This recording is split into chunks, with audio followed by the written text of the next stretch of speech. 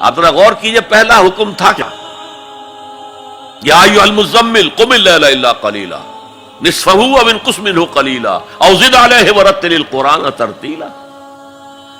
اے کمبل میں لپٹ کر لیٹنے والے، کھڑے رہا کرو رات کو اس کے سوائے تھوڑے سے حصے کے. آدھی رات یا اس میں سے کچھ کم کر لو تو 1/3 ہو جائے گی، یا بڑھا دو تو 2/3 ہو جائے گی. چنانچہ اسی سورت کی آخری آیت کیا ہے؟ ان ربک یعلم انک تقوم ادنی من ثلثی اللیل ونصفہ وثلثہ وطائفۃ من الذین معک. اے نبی، آپ کے رب کے علم میں ہے یہ بات کہ آپ کھڑے رہتے ہیں 2/3 رات اور آدھی رات اور 1/3 رات. یہ تھا قرآن کو ہیمر کرو، hammer it down, hammer it down, hammer it down. حالانکہ ابھی قرآن کتنا اترا تھا اس وقت تک؟ غور کیجئے.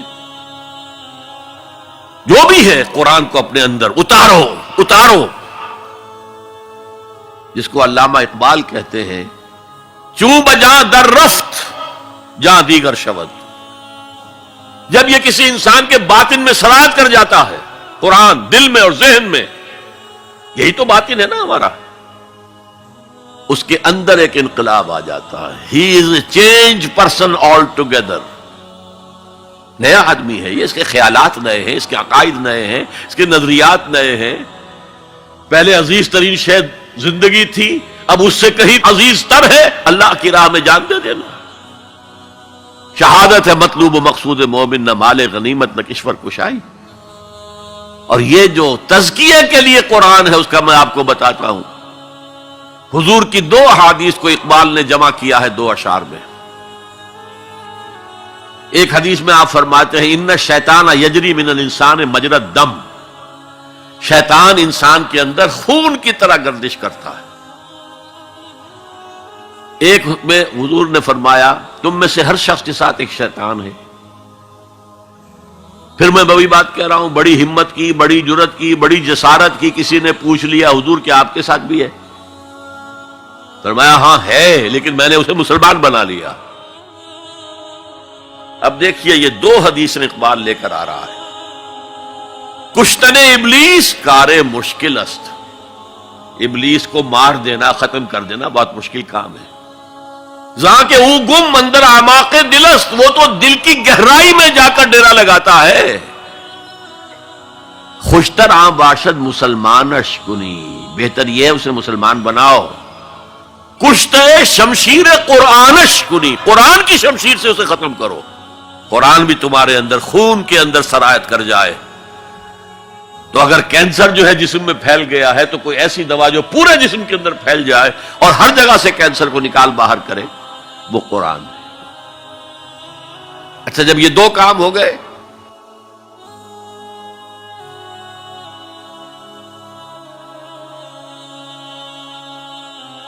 ایمان آ گیا، اب کتاب کی تعلیم دو. اب انہیں بتاؤ نماز فرض ہے، پنجگانہ نماز فرض ہے. اب انہیں بتاؤ رمضان کے روزے فرض ہیں. اب انہیں بتاؤ یہ کتاب ہے. اصل میں کوئی حکم قرآن میں جہاں آتا کتب علیکم الصیام، تم پر روزہ فرض کر دیا گیا. ان الصلاۃ کانت علی المؤمنین کتابا موقوتا، کتاب ہے، یہ حکم ہے اللہ کا. کتب علیکم القتال، تم پر اب جنگ فرض کر دی گئی. اب کتاب پڑھاؤ انہیں.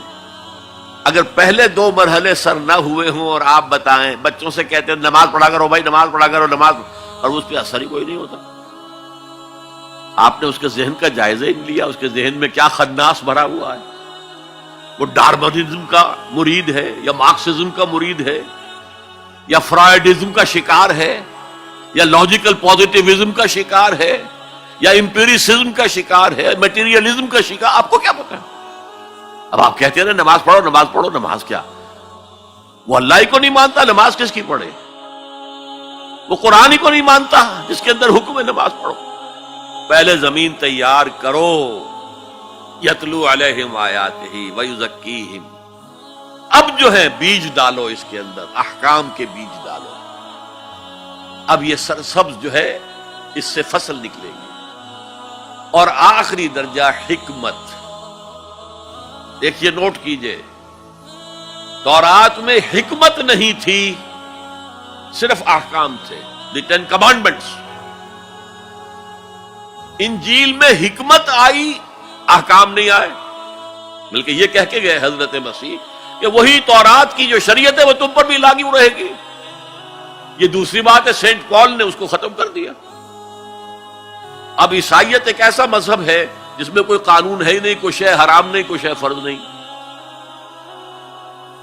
لیکن قرآن آیا ہے جامع ہو کر، کتاب بھی ہے، حکمت بھی ہے، اور اس کے حکمت کا درجہ وہ ہے کہ جس کے لیے گواہی میں دے رہا ہوں حضرت عیسیٰ سے علیہ الصلاۃ والسلام، انہوں نے اپنے حواریین سے کہا تھا ابھی مجھے تم سے کچھ اور باتیں بھی کرنی تھیں، ابھی تم ان کا تحمل نہیں کر سکو گے، جب وہ فارقلیت آئے گا۔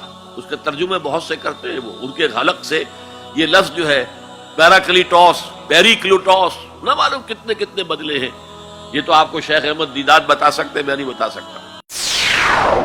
يا رب فاجمعني بكل الصحب والأحباب واكتب لنا أن ندخل الجنات بالريان